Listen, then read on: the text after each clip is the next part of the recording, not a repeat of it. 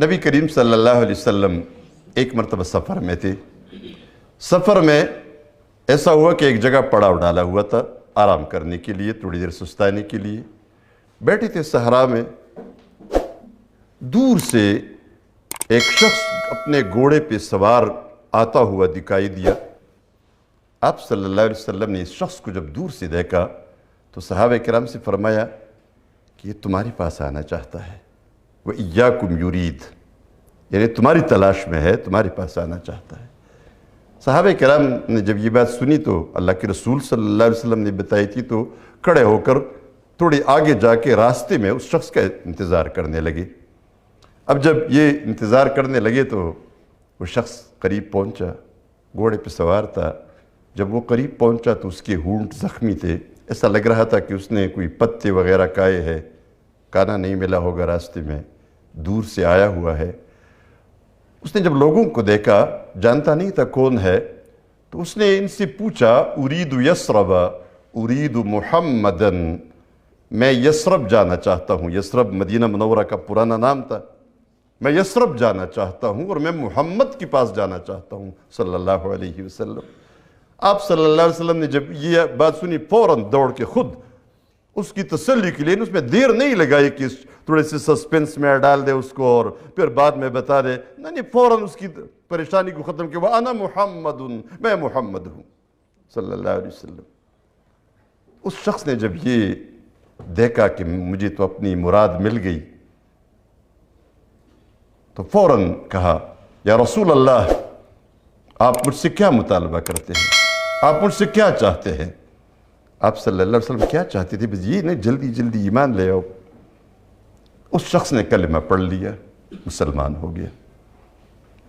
تھوڑی دیر وہ اپنے سواری سے اترا، ایمان لایا، کلمہ پڑھ لیا، اور پھر آپ صلی اللہ علیہ وسلم نے اس کو بٹایا کہ ایمان کے تقاضے اب یہ ہے، آپ نے 5 نمازیں پڑھنی ہے دن رات میں۔ اس نے کہا ٹھیک ہے۔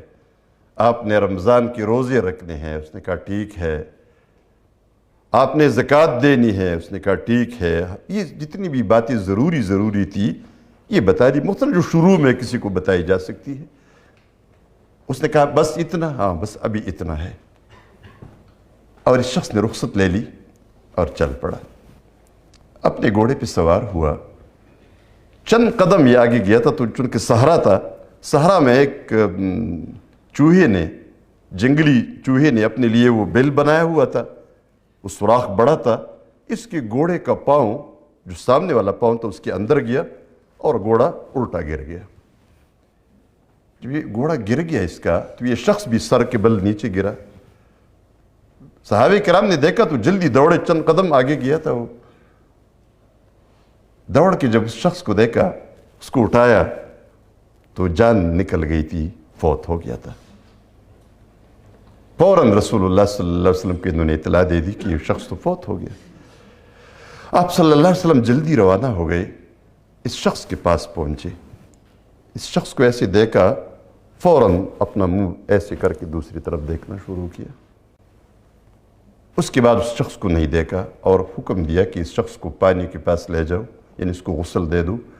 صحابہ کرام نے غسل دیا، خوشبو لگایا، تدفین کے لیے اس کو تیار کیا۔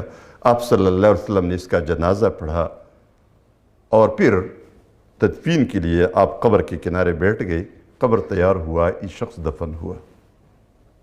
آپ خاموش بیٹھے تھے، تدفین سے لوگ فارغ ہو گئے تو آپ نے فرمایا اس شخص کی کہانی میں آپ کو نہ بتاؤں؟ اس شخص کی کہانی؟ سب لوگ متوجہ ہو گئے، صحابہ کرام، آپ بتائیے۔ فرمایا یہ ان لوگوں میں سے تھا جس نے عمل بہت توڑا کیا، عمل قلیلا واجر کثیرا، عمل بہت توڑا کیا لیکن اجر بہت بڑا لے لیا، اجر بہت بڑا لے لیا۔ عمل کتنا تھا؟ بس ایمان لایا، چند باتیں سیکھی، ابھی نماز کا وقت بھی اس پر نہیں آیا تھا، ایک نماز بھی نہیں پڑھی تھی۔ تو کیوں؟ فرمایا یہ وہ شخص ہے جن کے بارے میں اللہ نے فرمایا الذین آمنوا ولم يلبسوا ایمانہم بظلم اولئک لہم الامن وہم مہتدون، وہ لوگ جو ایمان لائے اور انہوں نے اپنے ایمان کو ظلم کے ساتھ آلودہ نہیں کیا۔ یعنی کوئی کفر، کوئی شرک، کوئی گناہ چھوٹا بڑا کچھ نہیں کیا تو ان کے لیے امن ہے، دوزخ کی آگ سے وہ نہیں جائیں گے دوزخ میں، یہ ان لوگوں میں سے تھا۔ اس لیے کہ ایمان لائے ابھی گناہ اس نے کیا ہی نہیں، نیکی بھی نہیں کی، لیکن ایمان کو صاف ستھرا لے کر چلا گیا۔ اسی طرح اپنے ایمان کی صفائی، اپنی ایمان کو پاک رکھنا۔ پھر کسی نے سوال کیا، یا رسول اللہ، آپ صلی اللہ علیہ وسلم نے، آپ نے تو اس شخص کو جب پہلی دفعہ دیکھا تو آپ نے منہ پھیرا اور پھر دیکھا نہیں، یہ کیوں؟ فرمانے لگے کہ یہ ایسا ہوا کہ یہ شخص جب سفر میں تھا تو اس کو بہت بھوک لگی تھی، کھانا نہیں ملا تھا، بہت دیر سے اس کے پاس کھانے کو کچھ نہیں تھا۔ اب جب یہ فوت ہو گیا تو ایک روایت میں یہ بات آئی ہے کہ جنت سے فرشتے کھانا لے کر پہنچے تھے اور اس کی منہ میں کھانا دے رہے تھے، یہ کھانا کھا رہا تھا۔ دوسری روایت میں یہ ہے کہ جنت سے اس کی حوریں جنت کا کھانا لے کر آئی اور اس کو کھلا رہی تھی، تو گویا اپنے اہل و عیال کے ساتھ جب ہوتا تو میں نے دیکھنا گوارا نہیں کیا کہ میں اس کو دیکھوں۔ اب اہل ایمان، صاف ایمان جو لے کر گیا، آلودہ نہیں کیا ایمان کو، اس کا استقبال پھر کیسے ہوتا ہے؟ لا الہ الا اللہ، لا الہ